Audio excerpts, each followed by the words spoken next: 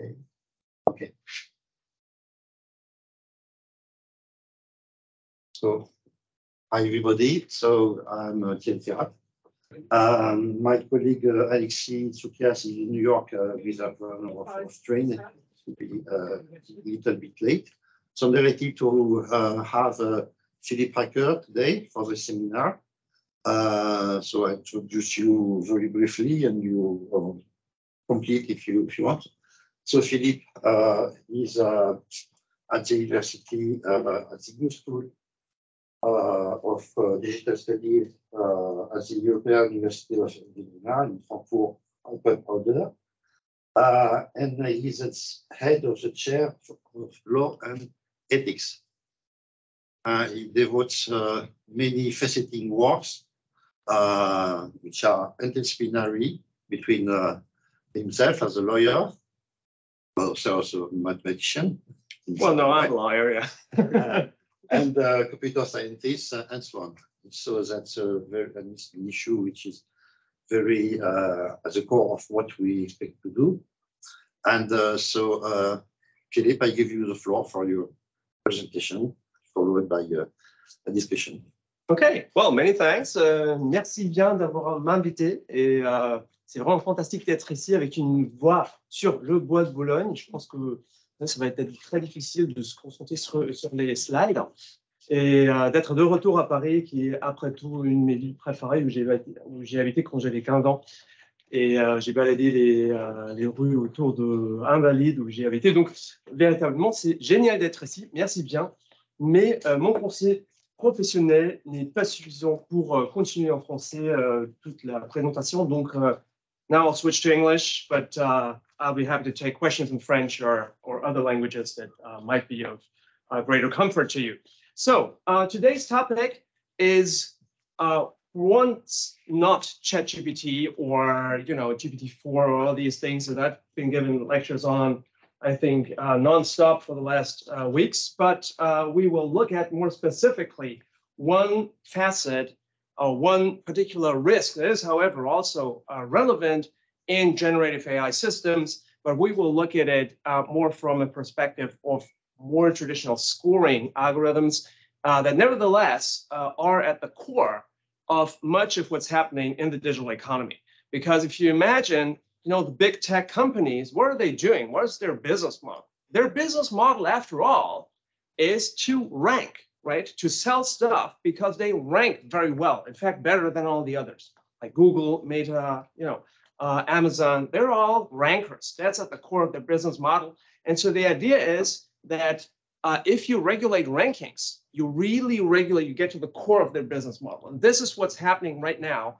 And this is what makes it so interesting for us to talk about this and to look at this from an interdisciplinary perspective, because the paper that I'm presenting today is actually joint work, and that's the main paper, the first paper that I'm mentioning here. It's actually joint work with Zalando Research. So Zalando is a company, one of the main competitors of Amazon in Europe.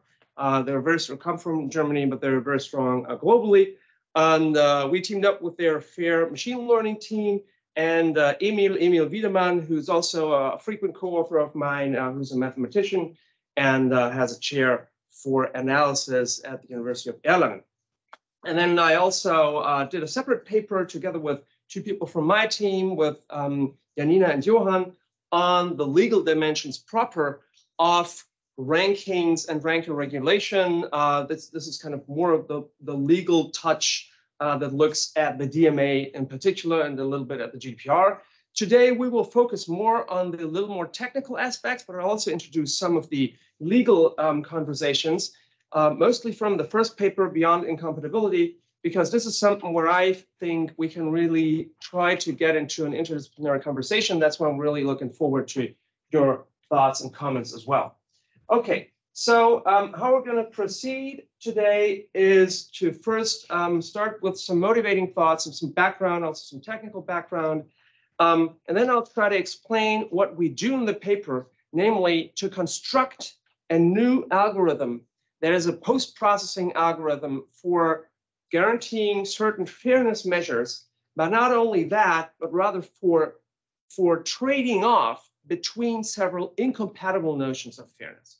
And then we develop a theory. I'll show you how this works in practice just a little bit, then come to the limitations of our approach, of which there are, of course, some as in every algorithm. And then I'll finish with some more general law and policy discussion. I won't go too deeply into the law. If you have any questions on this, feel free to ask. Otherwise, of course, there's also the law paper that delves a little deeper into this. Okay, good. So let's get started. And of course, we all know that AI is almost everywhere, but it's also in many business contexts already present, even though some people in society might only have really heard about or fully realized the potential of AI right now with ChatGPT and GPT-4. But for a long time, there have been companies, for decades or for at least one decade, they have been built around AI systems. So this is one, for example, Upstart, which is a credit scoring agency. In the US, it uses AI to rate the creditworthiness of potential applicants who want to get credit. Then we have other examples. We have people using it for people analytics for hiring decisions. And famously, The Guardian reported back in 2018 that Amazon constructed one tool, and I mean, they're not lay people. They're among the best machine learners you have in companies. They constructed a hiring tool, but it turned out that the tool persistently discriminates against women, so they had to trash it. So this shows us that there is really quite some promise in, of course, using AI, but there is also significant risks, such as algorithmic discrimination. And there are more examples. Also in high stakes scenarios. In 2019, an article in Science magazine explained that an AI system that was in use in the US to try and triage, separate people in hospitals actually exhibited racial bias. I'm happy to talk about the underlying basics of this, why this happened, but it turns out that this was really a feature that was engineered into the program inadvertently, but still they didn't check it rigorously enough. And then there's another famous case, of course, perhaps the most famous case of algorithmic discrimination, and that is the famous COMPAS tool. So COMPAS is an algorithm that is also in use in the US, and that is increasingly used also in different varieties in European countries that tries to predict the recidivism rate of offenders. So basically what happens if you commit a serious crime, the question is, will you go in jail until you have your day in court, or will you remain somewhere outside, for example, against bail? So when Trump appeared in court, for example, just a few weeks ago, or a few days ago, he was not jailed afterwards because it's a white-collar crime, and white-collar crime is very rare to be jailed. But in many of the more physical crimes, if you hit somebody, if you kill somebody, there's a certain likelihood if you get a negative prediction of your behavior until the day of court that you actually throw into jail. Now, this is a decision that's made by justices, and this program is supposed to help them. The problem being that according to some metrics, it again discriminates against Black offenders. In fact, as we will see, it's more likely for Black offenders to be incorrectly labeled high risk, while it's more likely for white offenders to be incorrectly labeled low risk. So this caused a big uproar. And in fact, we have also a Supreme Court decision from the Supreme Court of, I believe, Wisconsin. And they said that, well, there's problems with this tool, but you can actually use it if you are transparent about it, if you use it only as decision advice. So it's something that is really highly relevant, and that is shaping the way we do justice, not only in the US, but also increasingly in Europe. As a reaction to all of these settings and to all of these instances and the theoretical also approaches to algorithmic fairness that date back to the 2000s, fair machine learning was developed. And here you might ask, well, there's all kinds of now metrics and programs and algorithms in place. You can choose between a great variety to try to enforce algorithmic fairness or non-discrimination at the level of the model itself. So what's the problem? The problem is that we have a lot of definitions of fairness, more than 20, last time I counted, and some of them, unfortunately, are incompatible with one another. In fact, as a result of this COMPAS paper, as the machine bias article, people started reading and digging more deeply into these phenomena. They found out that some of the most basic attributes you want to guarantee for an algorithm to be fair are actually mathematically incompatible if you assume realistic conditions. So there's two papers, particularly one by Alex Hulderhofer and the other one by John Kleinberg and Sindel Munathan and Manish Raghavan, that spell this out in greater detail, that came out in about 2017, 2016-ish. And I would call them something like impossibility theorems. So, you know, from social choice theory, there's all kinds of impossibility theorems. And similarly, we have now impossibility theorems in fair machine learning. And so basically the idea is you can't have your cake and eat it too. You have to choose between one or the other fairness metric. And that's, of course, a problem because they're all desirable. Now, you might then turn around and ask, well, maybe the law has something to say about it. Maybe the law says, you know, one or the other metric should be favored. And to give you a more concrete example, oftentimes it's about the rate of false positives versus the rate of false negatives. We just heard that, for example, Black offenders are at greater risk to be falsely labeled positive, in the sense of positive being positively recidivist. So here the false positive rate is higher, and for white offenders, the false negative rate is higher. And you could ask, well, does the law maybe say, well, it should be this or that? But the problem is that the law does not explicitly, of course, say, because many of the laws were not written for machine learning, does not explicitly say that one metric should be favored over the other. Rather, we have generally applicable laws, particularly in non-discrimination contexts, and that holds both for the US and for the EU context. And what you basically have to do is try to balance the rights and interests of the persons involved and see what is the best fit to the situation in order to avoid discrimination, in order to come up with an outcome that respects basic constraints of non-discrimination principles, and that is proportionate, let's say. So our thought when we teamed up was to say, well, we have to go one step further. We have to take this one step further than the mere incompatibility or impossibility theorem, and say, and somewhat develop an algorithm that matches this legal reality. Because in the law, oftentimes you will say, well, in one situation, it might be desirable to have more false positive, you have false positive equality. In another situation, maybe false negative equality. And in a third setting, perhaps accuracy is the most important one. And we want to be able to balance this and to not only opt for one or the other, but rather to say, well, I want to have a bit of this, a bit of that, and to adapt this flexibly.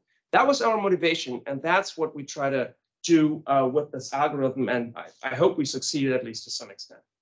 So our running example here is going to be creditworthiness. Basically, it's a simple classification task. You, first off, you, of course, assign scores. And then at the end, you say, well, you get an offer or you don't get an offer. It's offer or rejection. And more specifically, basically, you allocate 3 sets of attributes to any of the candidates.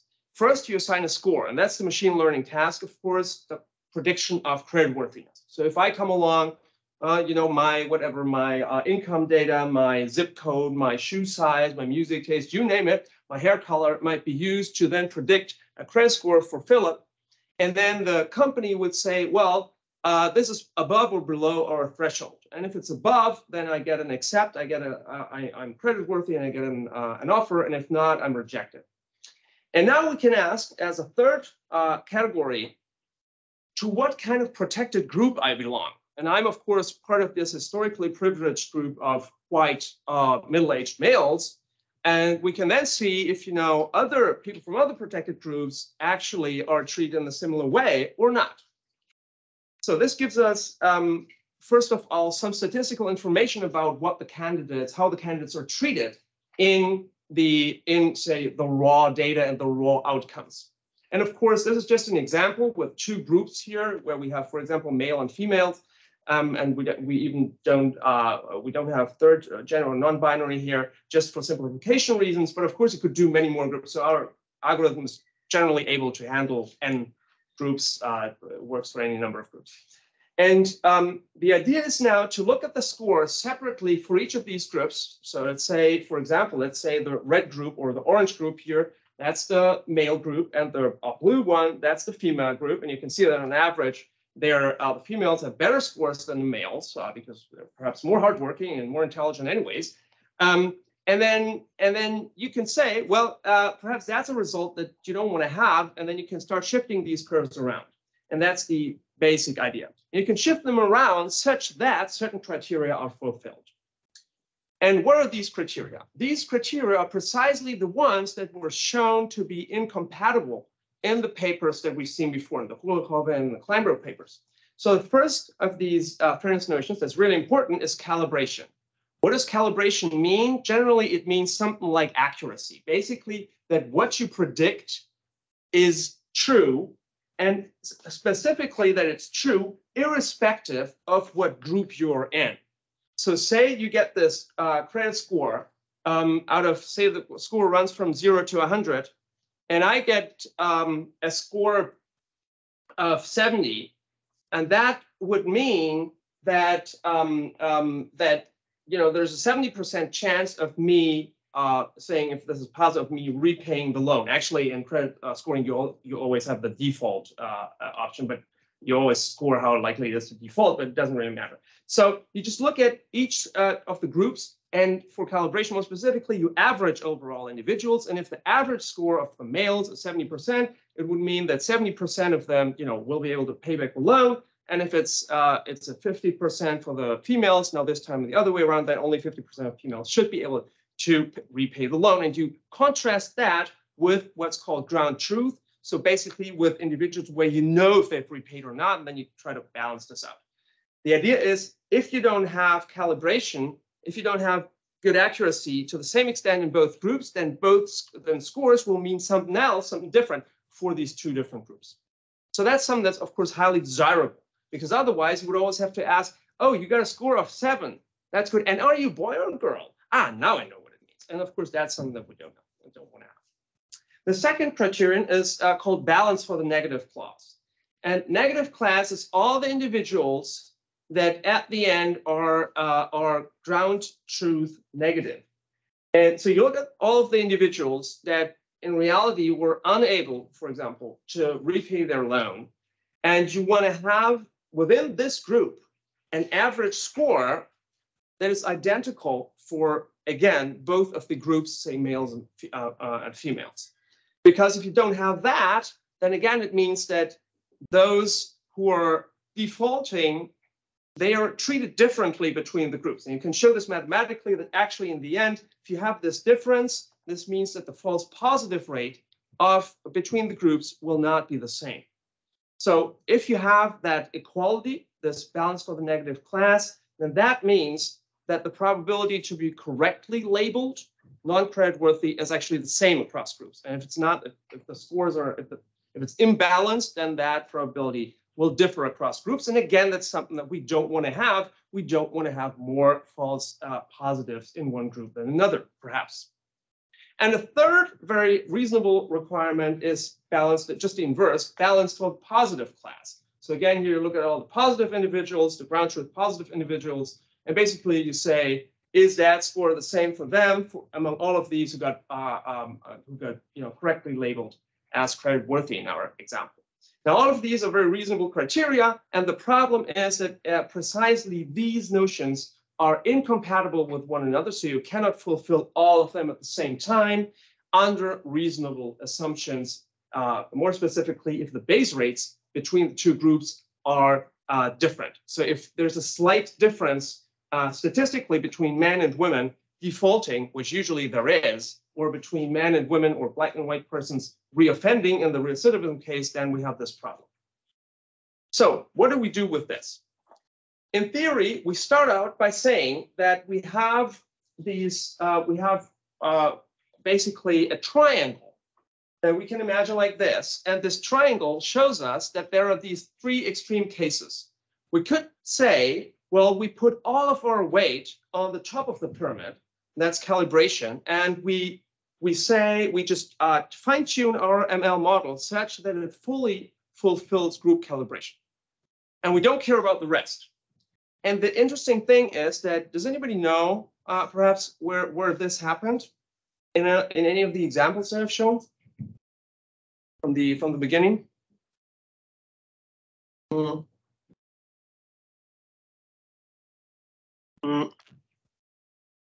So this is what happened in the compass example. Because in fact, ProPublica, they showed that there is this difference between false negative and false positive rates. And they called them out and said, well, you know, there's these higher false positive rates among Black persons or lower among white persons, lower false negative rates. And then the company, Northpoint, came back and said, well, yes, we know that, but that was not our idea. You know, that was not our ideal. Our goal was to have an equal calibration for both groups, and that we have. And indeed, they could show that, yes, it's well calibrated. And then people started to realize, okay, we were talking about really different things here, and can't we try to do both of it? And it turns out, no, you can't. And so depending on the situation, you could then actually say, well, either I use, you know, I go to the top of the triangle, or you have this other extreme case, fully equalized false positive rates or fully equalized false negative rates. And now this is what was being done before. And basically, our addition is to fill the center of this triangle and to say we can basically navigate to any point in this triangle and say we want, say, easily put, you know, 30% group calibration, 20% false positive rate, 50% false negative. Okay, so how do we do this? Here's just a bit of math, but since I'm the law guy, I won't go into the details here. If you have questions about it, you can try to ask me and I'll call my math friend, Emil. I guess I should be able to say something about it, but the idea generally really is that we use optimal transport theory, which is a more recent theory in math that gives you a way of shifting one distribution onto another with the help of what's called a transport map. Basically, like you can imagine almost like a function that takes each of the scores and shifts it, each of the scores from the raw distribution, shifts them to the fair distribution.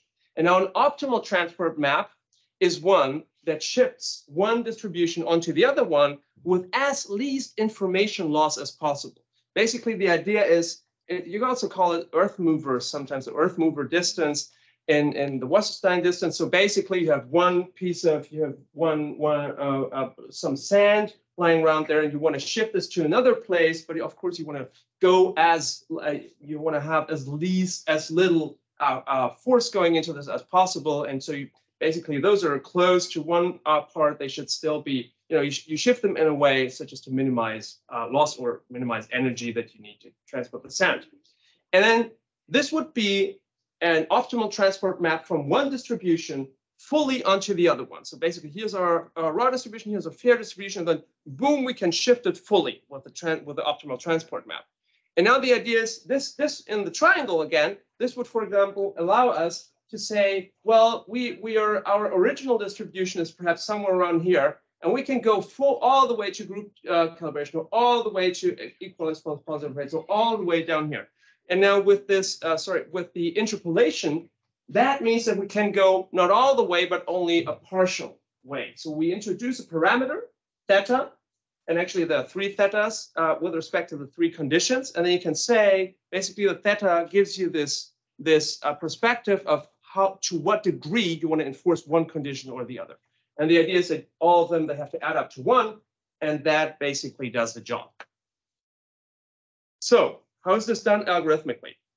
We have 4 steps on this. So the first step would say that you take each criterion, ABC, so that's again calibration, balance for the negative class, balance for positive class, and you look at each group separately, and then you check whether the score distribution of that group for that corresponds to that certain criterion. And if it does not, then you take the transport map first and boom, shift it all the way to a new distribution that now fully satisfy that criterion. So first you shift them basically to the edges. And then in a second step, you choose your thetas. You say how much you want to shift it somewhere else into the middle of the triangle. And then that's what you do. You compute what's called a barycenter. It's kind of an intermediate distribution. And this is Wasserstein 2 barycenter. So it's a Wasserstein 2 distance which basically goes and gives you an intermediate distribution in the least square sense. And that pushes, you calculate this, and that pushes the distributions then onto a new distribution that is as little different from all of the other ones, but with the required characteristics concerning the tetas. And then final kind of step that you have to do is you then again go, now you know your final destination, your kind of your fair distribution. And then you go back to the original distribution, the original scores, and you transport then all of the original scores, boom, again, in an optimal transport way to the fair scores. So that in the end, you get a new score. For example, if I was scored in the squared scoring scans, I got a score of, say, 50, and then maybe in the end, it turns out that I will have a score, a fair score of 60 or 40 or whatever, depending on how you choose the tetas. Is that somehow clear, this framework? If you have any questions, just feel free to interrupt at any point in time. So then this gives us, again, the possibility to reach kind of every spot in this triangle. Yeah, sure. What's the optimal aim that we have to do? Is the center of the triangle? Ah, that's a great question. That's a great question. Yeah. So the question would be, is there one specific distribution that is the optimal distribution, let's say? And then you would find an optimal way to get to this optimal distribution. Well, that very much depends on the specific setting. In general, there is not. The idea being that, again, under different circumstances or under varying circumstances, there will be varying degrees of fairness that will be the most appropriate ones. And we will come to the examples, but to give you an idea, very simply speaking, you could say, in credit worthiness, perhaps it's important, not to have false negatives and not to have a big variance or difference in false negatives, because false negatives means that people actually might get rejected whilst they would actually, get whilst they would have perhaps access to credit, and you want to have access to credit to the same extent for everyone. If you label positive as the decision of, getting a credit. On the other hand, in the jail cases, you might say, oh, it's not the false negatives that's so important, it's the false positives where people get jailed while they're innocent. Perhaps that's what you want to avoid. So here you can see already that most likely you won't find one optimal distribution for all societal scenarios. And that's precisely the problem.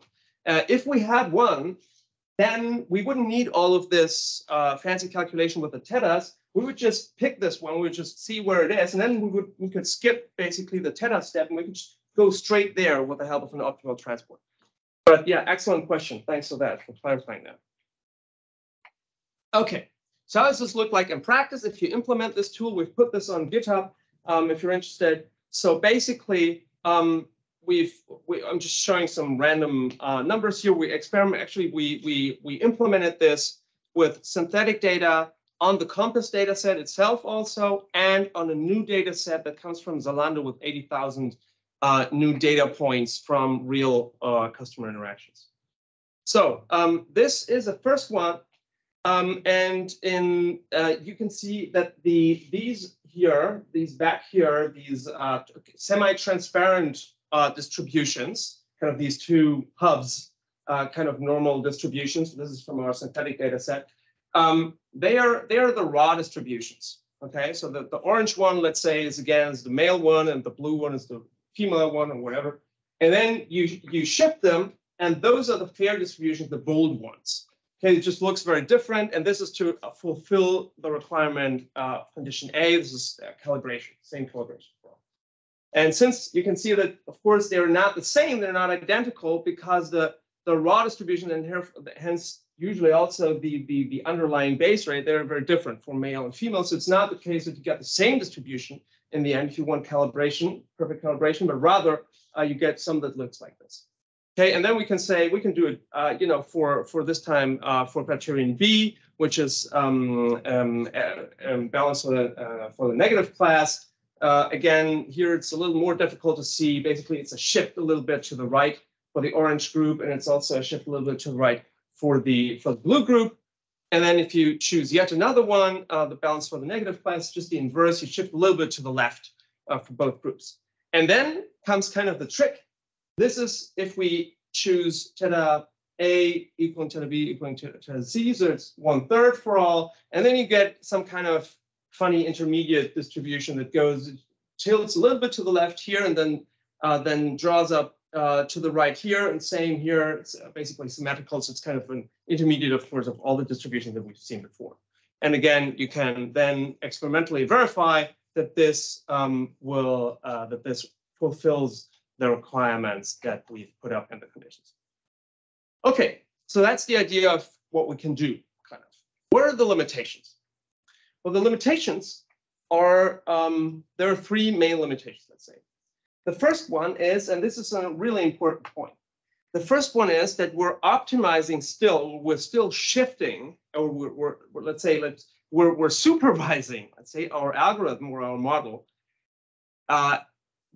with the help of ground truth, because we're still looking at the ground truth rates, and then we're training it once with respect to ground truth, and once we've fully trained it with ground truth, then we can use this kind of supposedly fair model for new cases, for of course, for which ones we don't have any ground truth because we haven't scored them yet. But it all depends, as in so many cases in machine learning, of course, but it's never wrong to say this again, on the reliability of ground truth. And there's in fact a huge discussion right now in the FairML community, because Sandra Wachter, whom you might know, and her colleagues Brent Mittelstadt and Chris Russell, they put out an excellent paper. And basically, it's called bias preservation in machine learning or fairness or something like this.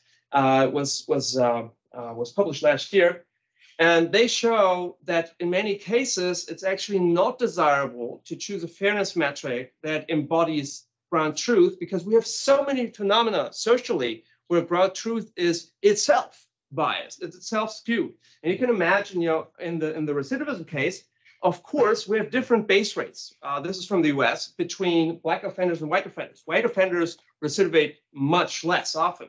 Is this because they're less criminal? Well, certainly not, or at least that's not the clearest explanation. The most likely explanation is that, of course, they're apprehended less often because they're socioeconomically more favorable and more favorable conditions. And we know from a lot of studies that black persons just get caught more often, live in more difficult conditions, or just checked by the police more often, and so on and so forth. So ground truth itself, this recidivism rate, is clearly skewed against the black offenders. And that's a problem. And this is a problem that we, of course, cannot fix. It's basically, again, garbage in, garbage out. If your ground truth is not correct, well, then you basically have to do something else. You have to collect better data before running the model. This is something we cannot handle with this. So the second one is also that, of course, we don't know oftentimes if there was discrimination or not in the finding that that leads to a certain event. So again, if somebody doesn't repay the loan, it could be, that's because that person is really unreliable, irrespective of her whatever gender, skin color, or something, or because she's part of a protected group and just happened to experience some kind of structural discrimination. She didn't get a job because of her skin color or something, and thus she was not able to repay the loan, and she would have been had she had a different skin color and so on. So this is, of course, something that, since it's unobserved, we cannot handle it either. A more technical thing is that we have problems when we have discontinuities in score distributions, particularly if we have very rare scores that the model has not seen in the training data. You can imagine that we construct these transport maps with the raw scores, and then we assign a fair score. And this is, of course, the kind of transport map that we then use to look at the new incoming deployment application data. But if it's a data point that we've never seen before and we don't have anything like it either, then we'll have a problem because we don't know where to transport it to, because basically the transportation map will not be neatly defined there. This is something that occurs only rarely by definition, but it's still a limitation. And also, of course, but that's something that all these studies have to grapple with. Of course, in many of the false positive individuals, or where people get rejected or opportunities are foreclosed, of course, you just don't have the data. If you lock somebody up, you don't know if that person would have recidivated had he or she been left out of prison. If you deny credit, you don't know if that person would have repaid it or not. But we can see that there are some technical things. So there's technical solutions for the last two ones. The last one is a classical problem from econometrics. the discontinuities. You can also run some approximation analysis, of course. But the first two ones, that's really more a societal problem. And this is something that, of course, you cannot fix by the means of technology alone. It points us rather to the importance of really redesigning not only the tech, but also the legal and the societal structures if we want to create fairer processes. Okay, so that's basically the limitation of what we can do. And then let's basically shift gear to look at some of the law and policy discussions. But let me pause there perhaps and ask if there are any questions concerning the more technical parts. And I'm happy to take questions afterwards. Also, I can also you can also write in the chat if you want to. And otherwise, I'll just continue. Any questions? Not for the moment. No, we will discuss that here. Okay. Okay, great. So generally, what's the motivation and the background for the legal part if we're looking at this from a legal perspective? The idea is that, and again, that's something that has been stressed by many authors, both in the both myself and Sandra Wachter and colleagues and others, and the term contextual agility is actually from Sandra, that oftentimes it will very much depend upon context whether a certain event, a certain outcome is considered fair or non-discriminatory in EU law, and the same in US law. So oftentimes you won't be able to say with this outcome you're good, but rather it will really depend on, of course, the decision-making circumstances, because at the end of the story, there's always a kind of proportionality assessment to do. And so you have to find good reasons for certain types of outcomes that are not perfectly equal between protected groups. But that also means that, of course, we have to look at these circumstances, and we have to balance things out between different interests and rights of parties that are affected. And this is precisely something that we try to match here with this algorithm that allows us precisely to go into the details and to partially achieve some of these cases, some of these criteria like calibration, false positive, false negative rate. So that's kind of the background. And we also want to stress that, of course, it's a deeply normative exercise. You know, before in the technical part, I just said very briefly and succinctly, now choose your tetas. You know, it's like as if you could throw a dice, you know, and say, oh, today I'm doing this, today I'm doing this. But in fact, this is something that needs a very robust normative dimension, that needs a very robust also documentation, particularly if you're dealing with machine learning in areas that will be considered high risk under the EU AI Act. You will be asked, you will have to explain under Article 11 and Annex 4 why you made certain assumptions, why you made certain choices. And this is precisely part of it. So you cannot play around with it. I mean, you can play around with it, but then you won't be in compliance. And for this to be compliant, even in a procedural sense, and I'm not talking only about the output, but also for the procedure to be in compliance with future AI Act regulations, you will have to document, you will have to show good reasons why you chose this one Theta constellation over the other. And basically what we suggest, there's many ways in which you could handle this. It very much depends on your normative theory. What we often do, and what I guess is generally often done in law and economics and also in the law more generally, is to say, well, we look at the consequence and we try to compare the consequences. You could do a full-blown cost-benefit analysis. Oftentimes it's going to be a little tricky, but you know, you need some kind of meat on the bones here. And then again, I can't stress this enough. Again, remember that there's a prerequisite of the reliability of ground truth. Okay, with that, let's move to our examples. So first here, creditworthiness. Remember that we have this startup, and there's also startups in Europe that do this, or startups in Asia that do this, that looks at, with the help of machine learning, at different candidates. And by the way, there's excellent articles by Katja Langenbucher, who's in Paris and sabbatical right now, with respect to these phenomena, creditworthiness, fair credit scoring. So let's say we have different default base rates between the demographic groups. Let's again say, let's assume that we have higher default rates among men because they're just more prone to whatever prodigious spending and risky behavior in life and so on. And the problem with this is, again, when we have different base rates, we cannot fulfill all three criteria at the same time. So if we calibrate them, if we calibrate the outcomes fully, we will have significant imbalances in the error rates. What are then the normative considerations? Then we might ask ourselves, well, which of these criteria, A, B, C, are the ones that we would want to, consider as most important? And maybe let me pause here and ask, what do you think? So what would be your impression? What's most important for credit scoring? Is it accuracy? Is it balancing the false negatives? Is it balancing the false positives between groups? Do you have any intuition? Yeah, probably for a bank, it is to have less false positive as possible because solvability is at stake. Mm-hmm. Yeah. Right. So let me just repeat in case this wasn't heard online. So the one idea is, of course, to say for the bank, they want to have significant, they want to have, sorry, they don't want to have, they want to minimize false positives, positive being in this case a lending decision, because of course they want to preserve their business model. They don't want to accept people that in fact in the end won't be able to repay their loans. So you want to balance that rate between different groups. Yeah. But you also want to balance the negative, the false negatives, Mm-hmm. because you don't want to not give economic opportunities to people that deserve it. Right. So false negatives, we said, is also a problem. Again, negative in this sense, meaning a rejection.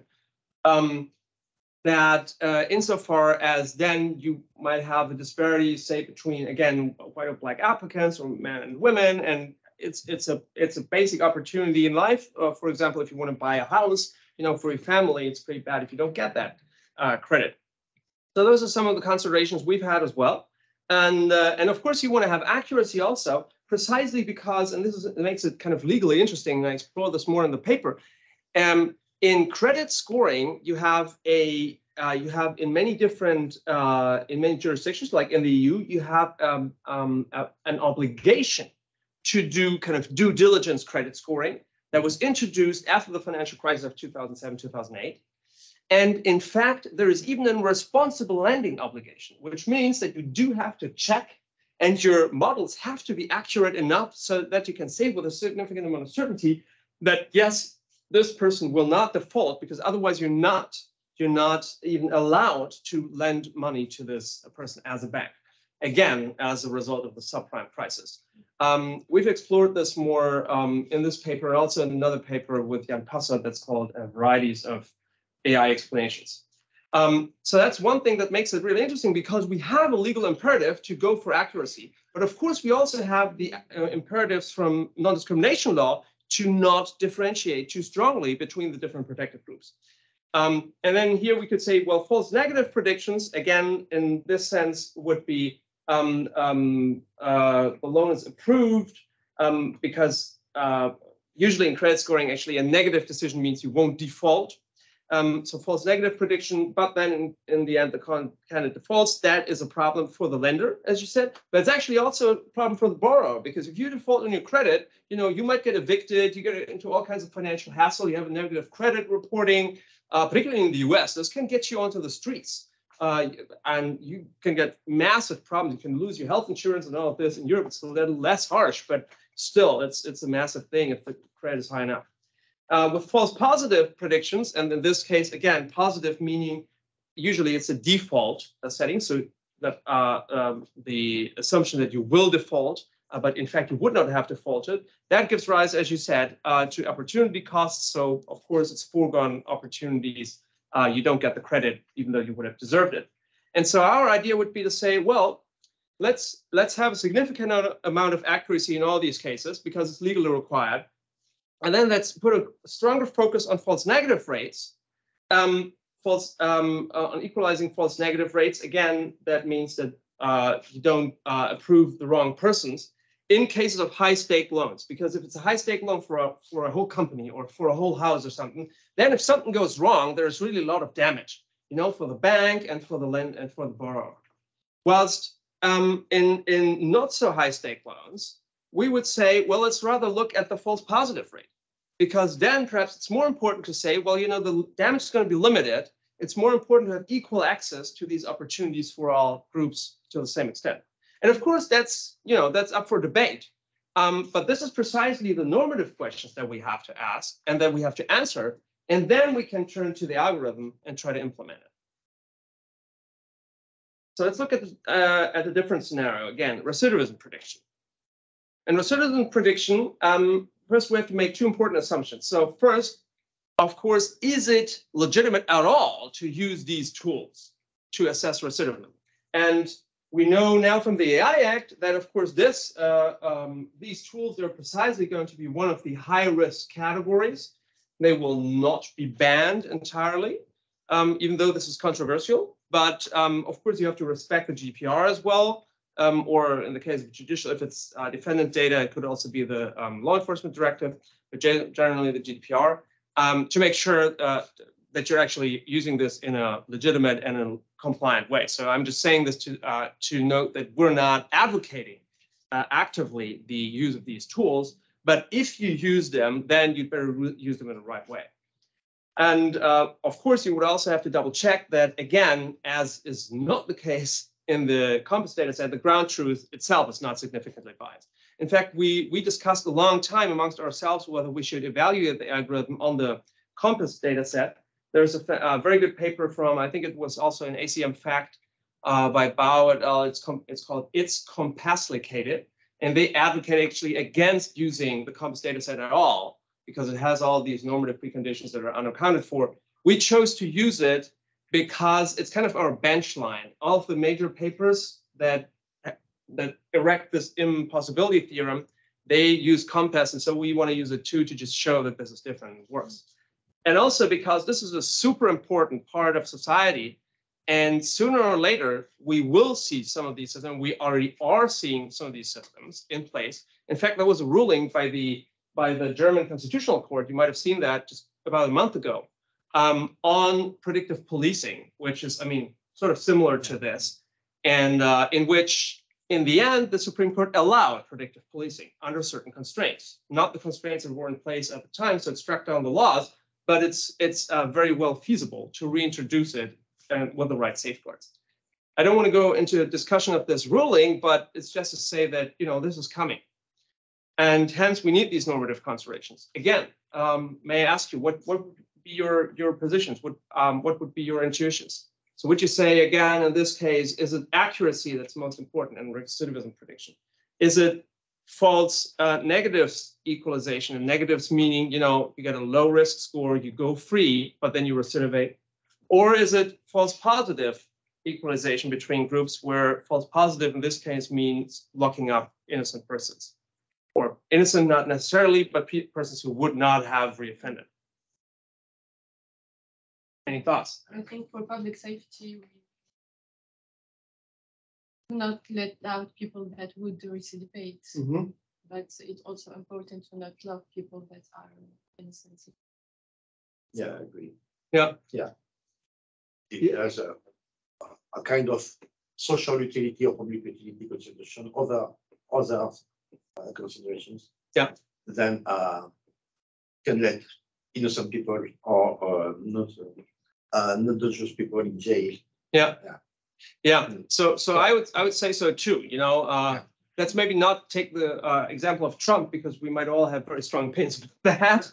And and he's certainly a dangerous person. But for other cases, it will, as so often in the law, I guess it will depend, right? It will depend on, to do cost-benefit analysis, it will depend on the harshness of the crime. If you have potential rapists, you don't want to have them roaming free. If you have potential money launderers, well, there's also some harm to it, but it's different, certainly. And so this will very much influence our calculus and our considerations, let's say, in our debate about what's most important. Again, the COMPAS developers, they said, well, calibration accuracy, that's the most important one, because we want to get things right for all groups, at least to the same extent. Fun fact, they got it pretty wrong overall, right? You know that the accuracy of the COMPAS algorithm is ridiculously low. You can actually there was a nice paper by Dressel and Farid and Dressel, I think in 2018 or so, in which they showed that they used a very simple linear classifier with only 5 categories. Compass has, I think, 137 features or so. So they used 5 features, and they gave this to the documents to laypersons and let them basically choose at random. Just read the files and say, is this person going to recidivate or not? They use this as training data for this, whatever, 5-feature linear classifier. It had exactly the same accuracy as the super complicated comp testing, with the added benefit, of course, being auditable and, open and transparent. So just saying that Compass itself, I think, is just an absolutely nonsensical tool to use, but there might be better instantiations that, might be worthwhile considering. And again, as we said, false negative, of course, well, it unduly spares prison time, particularly exposes victims to harm, whilst false positive predictions, of course, lock people up for this time without a reason. And that's something to balance. Again, I guess in many cases, we have this presumption of innocence, which does not perfectly fit this case, but still, I guess, in a democratic and society in which you want to also maximize liberties of people, it's important not to restrict, this is one of the harshest restrictions, of course, personal liberty, throwing people in jail. That, I guess, should generally be shared equally, but I think that for some of the crimes that are of the more heinous nature, we should reconsider that and have a greater focus on false negatives. Okay, so that's basically, those are some ideas that have been well known and have been around for quite some time, but we wanted to make this a little more explicit, more transparent with our algorithm. And now comes the part of the paper that I'm actually, that I find most interesting, and that I've then used to write the second paper, because that's about e-commerce. Because we teamed up, of course, with an e-commerce platform. And the interesting thing is that whilst we were doing this, the DMA was being discussed and finally enacted. This project has been going on since quite some time. I think we started in 2019 or maybe 2020 or so. And so it was really interesting to see how the DMA develops and how jurisprudence develops in these cases, and how for the first time now, gatekeepers are controlled or are regulated. And it's not just that they're regulated with respect to some funny things and, data gathering, but that's something that the GDPR already does. But for the first time, and this is something I think that's highly underappreciated, we have this Article 6.5, the fair ranking clause. And this really goes, as we said, before, to the heart of the business model. If you do a search on Amazon, so far, of course, there were limits. Of course, there's antitrust law, which already has these prohibitions of self-dealing or self-preference. But now we have a new rule that says, well, there's this it must be transparent, fair, and non-discriminatory, these rankings. And what does that mean? What the heck does this mean? When we talk about shoes, climbing shoes, running shoes, and not about ranking individuals. If you have like a platform, of course, that intermediates whatever cleaning persons, then you could say, oh, well, of course, then again, we have persons that are being ranked. And so non-discrimination here means, no difference between men and women and ethnic origin and so on and so forth. But for shoes, for running shoes, for climbing shoes, what does it even mean, So that's really interesting. And at the same time, since there is so much uncertainty about it, of course, this is of utmost relevance because, again, this goes to the heart of the business model of these platforms, which is why in the legal paper, we make the claim to say that the real AI regulation in the EU is not going to the AI Act, unless they really screw it up. But the AI Act has very limited influence on the economy because the high-risk cases basically are only employment, credit scoring, insurance, medical AI, and, well, perhaps generative AI. Of course, generative AI qualifies as high risk per se, then it will have a huge effect. But if that's not the case, then the DMA is going to be the real, and is already the real AI regulation, because it has all kinds of provisions about data gathering for machine learning, about access to data for machine learning, and it has these fair ranking provisions. So, provisions. So what does it mean? In our view, this means, at the most general level, that those who are ranking must be able to provide a justification for their ranking. And basically, this goes to an expansion of the non-discrimination framework into e-commerce, which so far we've had under Article 102 of the TFEU, the antitrust clause, basically the abuse of a dominant market position, but this now applies more rigorously, much more rigorously, much more selectively, and much more specifically to rankings. Okay, what's the relevance? We've already said this, core of the business model. That's where the competitive advantage comes in. And also, we should not forget that if rankings are displayed to consumers, there's empirical studies that show what is not really surprising, that of course the order of the ranking makes a huge difference in consumer choice. In fact, what you want to have, you want to be in the top, of course, on the first page and amongst the top 3 or 4 or 5 items, because otherwise people just don't look anymore. I mean, how often have you clicked to the second Google page? You know, I mean, not very often, I suppose, right? And of course, all of these things are nowadays done with the help of ML. So what does Article 6.5 do or say? Well, it first spells out a well-known prohibition of self-preferencing. What does this mean, self-preferencing? Does anybody know what this means? Yeah, we had Frédéric Marty, who is specialist of competition law.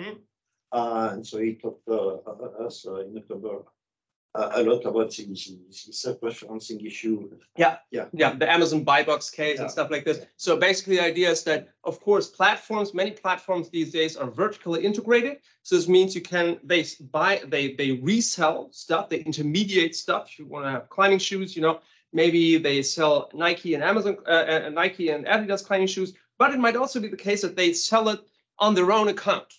Because they're also traders on their own platform. You can have all kinds of things from Amazon Basics. And of course, to this extent, they're kind of competitors to those that they're doing intermediation services for.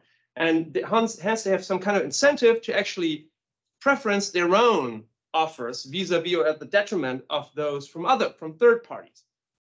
And this is something that is, if you are a dominant company under Article 102 TFEU, this is something that's forbidden.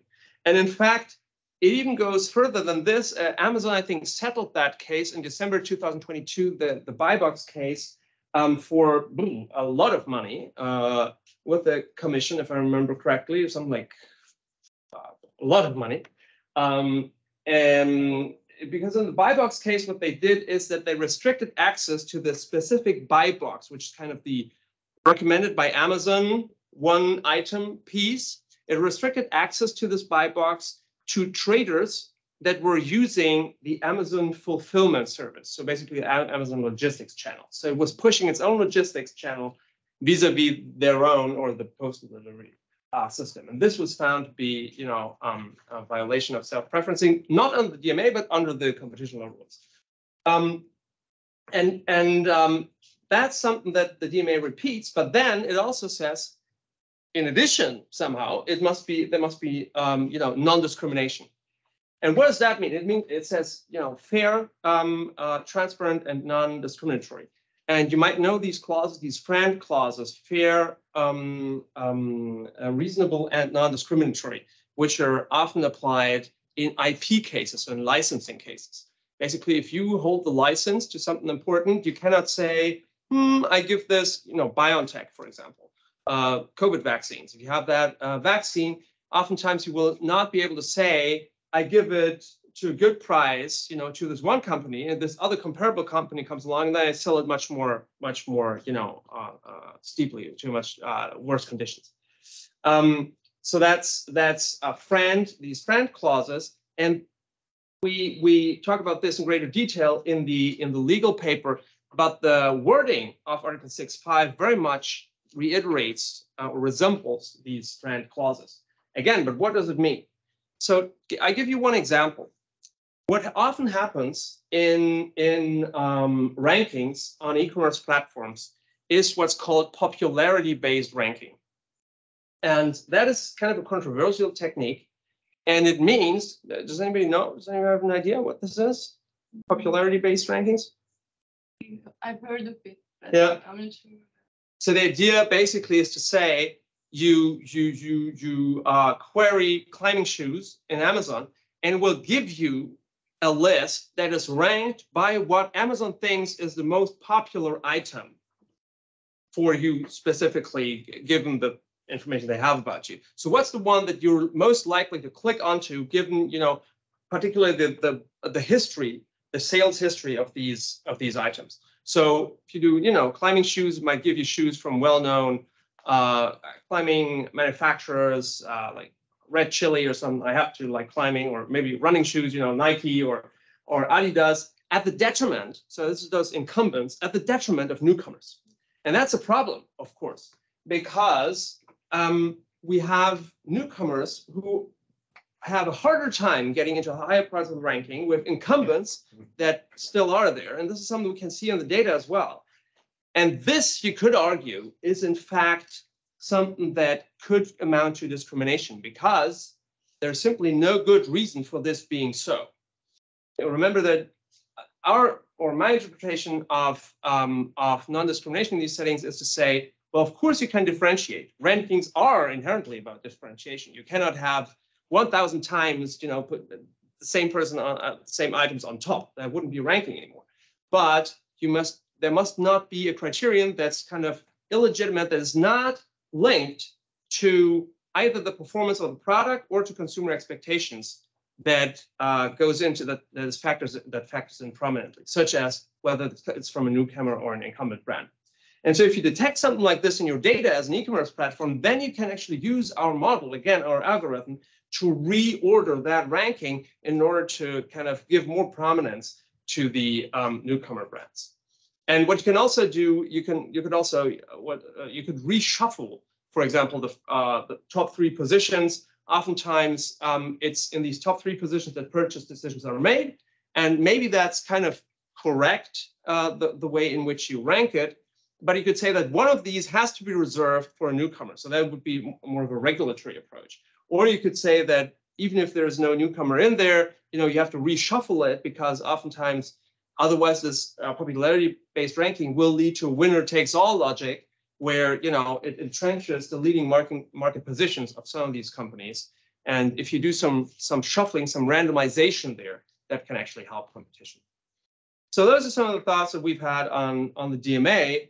More of this in the other paper. All this to say that we believe that our model is actually the first one to actually, well, at least try to attempt to technically operationalize the fair rankings provision in the DMA.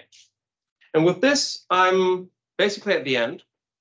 We've already talked for quite a bit. So I'm just going to say that FAME is, of course, not perfect, but it's a flexible and new tool that allows to be adaptive, of course, across different scenarios, economic scenarios, legal scenarios, where different arguments might prevail of which of these criteria, accuracy, balanced positive class, balanced negative class, are the most important ones. It has limitations, particularly with respect to the reliability of ground truth. And of course, we shouldn't be mistaken, it cannot fix discrimination per se, it cannot change the underlying social fabric, but I think it can at least, you know, we shouldn't be fatalistic about it. At least it can do something, namely to kind of correct some of these outcomes that then are instantiations of perhaps deeper societal problems. And we think that at least that's worth a try. It's better than nothing. So many thanks for your attention. Again, this is joint work with all the other co-authors, without whom I wouldn't be here today. Thanks for having me. Looking forward to the discussion. Thank you very much. Thank you. Can I check if people online questions? Etienne, Mathieu, another words as the FAME framework may or will be extended to regression task instead of caching task. Or yeah, continuous protected variable. Yeah, those are very good questions. Yeah. Okay, so I should say that, yes, this was a little bit imprecise. You can use it for regression tasks as well, because I use this for a classification task because even in, I mean, at least in regression, in most regression tasks, you will have some kind of threshold that then turns this into kind of a classification exercise. So what was the custom credit rate proposal? Custom credit rate. I don't know. Can you tell me, Etienne, what you mean by custom credit rate? Is it a personalized credit rate, or are you talking about customs as in border control? For customer, maybe. Oh. At least, well, the customers. Yeah, personalized kind of. Yeah, I guess that's what I was thinking too. Yeah, and this is a great question because we were actually thinking of this, and this is going to be one of the next extensions that we want to tackle. But basically, we can handle this because we can still create groups, and we can still say that we have distributions, and we want to somehow approximate the distributions.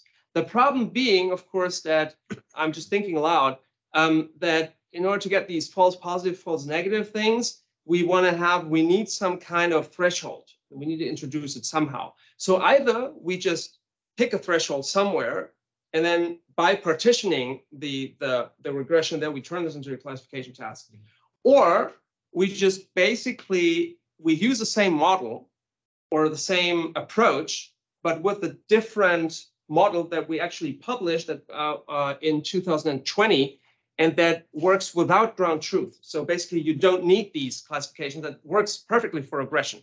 The article is called, it's also with Michael Zielicke as a first author, it's called Matching Code and Law. Yes, personalized rate, yeah. So it's matching code and law, it's open access. It's open access in data mining and knowledge discovery, came out in 2020. And that's what we do there. So basically there we do a similar thing. And this is actually a continuation of this older paper.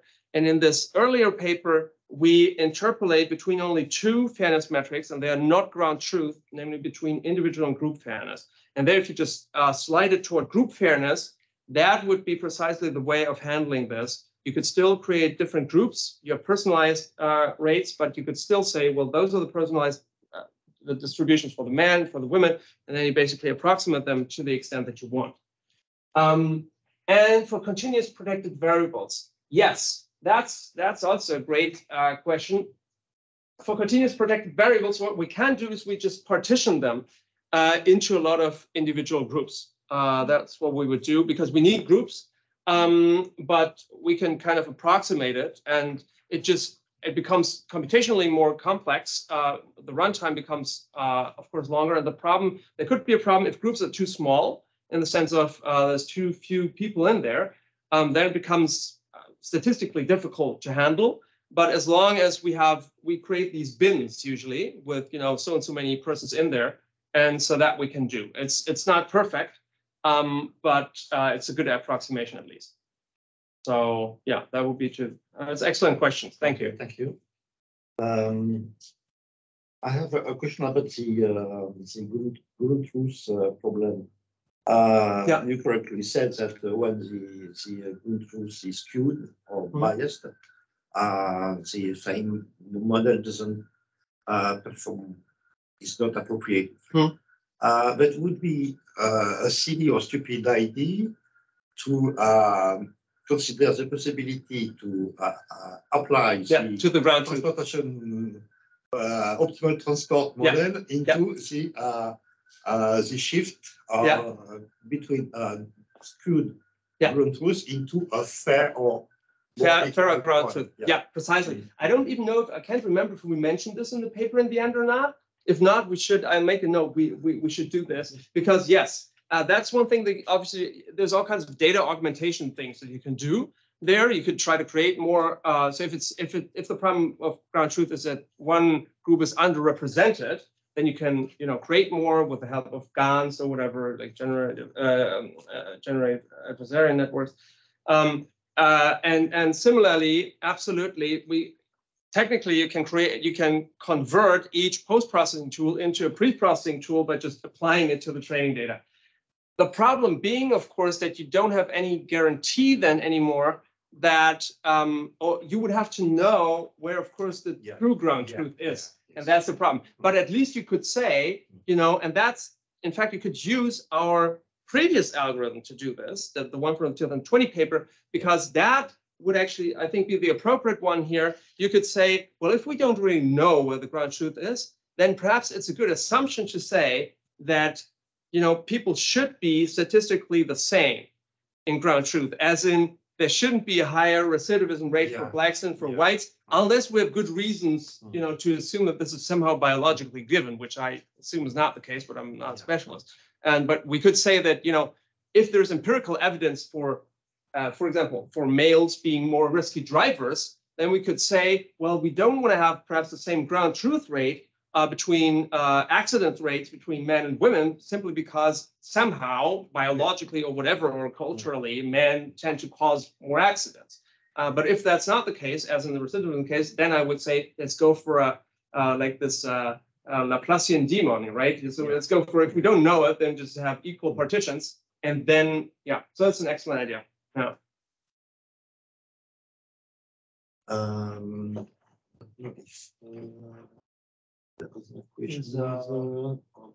Right now, there's not.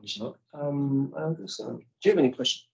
I may have a question about is this, if your algorithm has an impact on the overall accuracy of the model? I mean, like, if a fair model is, we have this intuition that a fair model is less accurate. Is this the case in your algorithm? So that's a very good question. And again, it depends on how you define accuracy. If you define accuracy in terms of matching ground truth, then yes, it will skew away, unless you choose perfect calibration, it will skew away from that.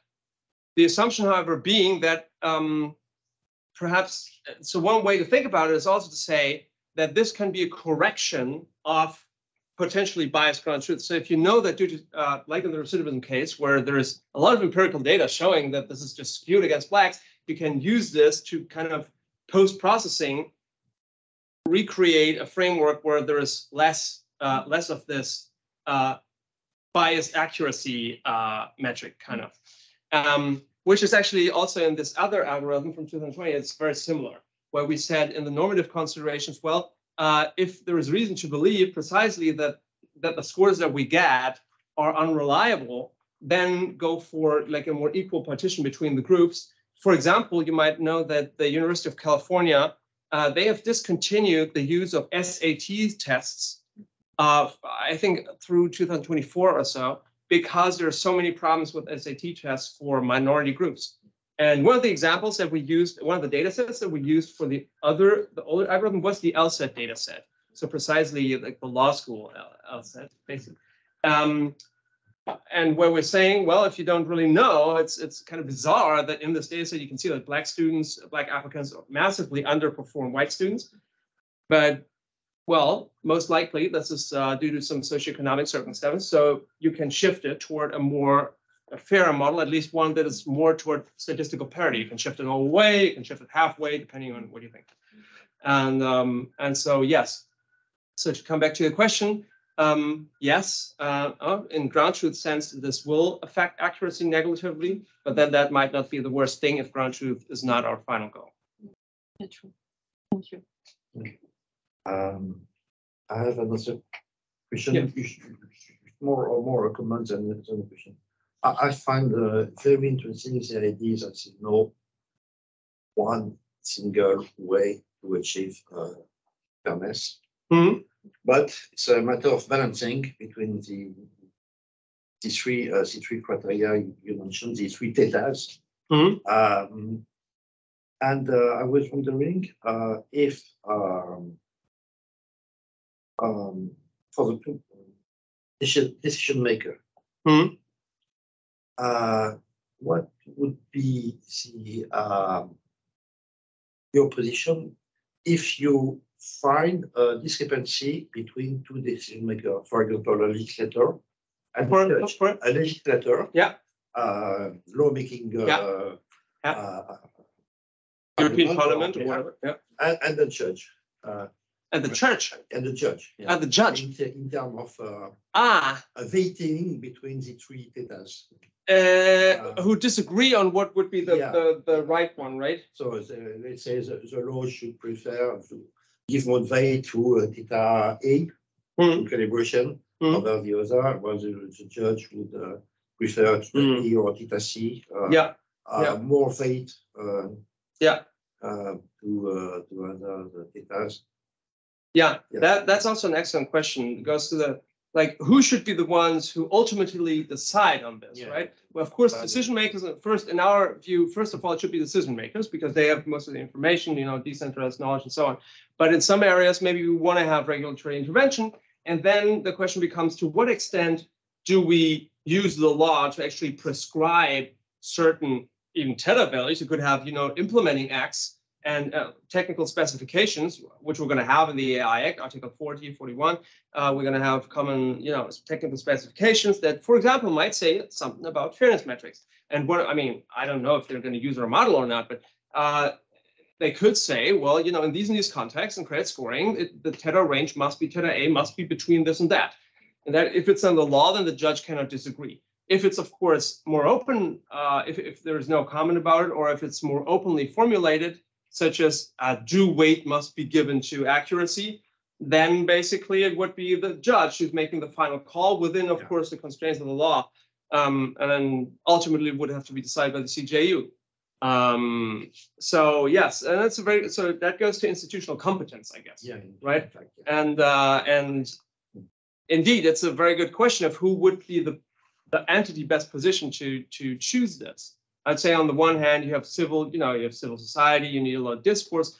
But on the other hand, in the end, I guess what is envisioned in the AI Act and what's also being done in a lot of other areas that are highly complex and technical, like in capital markets law, is this Lamfalussy procedure where you have some framework, legal framework, and then you have these implementing acts and even technical committees that go to get together with stakeholders, you know, from civil society, but also from kind of the industry and from most research, who then decide upon like the technical specificities. And I guess that would perhaps be the best way going forward. And that would bind the judge in the end, because I'm less confident that CJU judges, you know, would be the ones best positioned to reason about this in technical detail.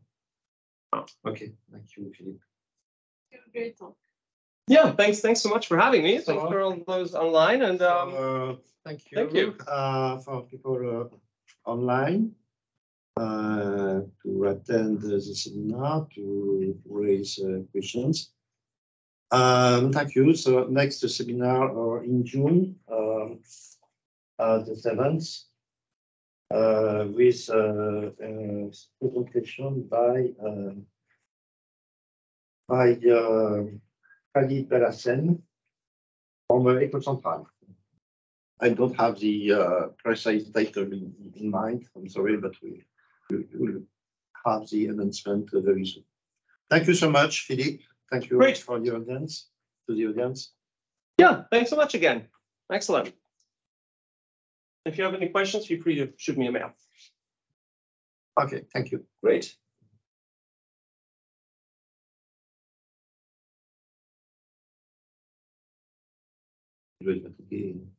Moi? Non, tu peux trop compliqué. Oh, c'est passionnant, bravo. Oui, vraiment. C'était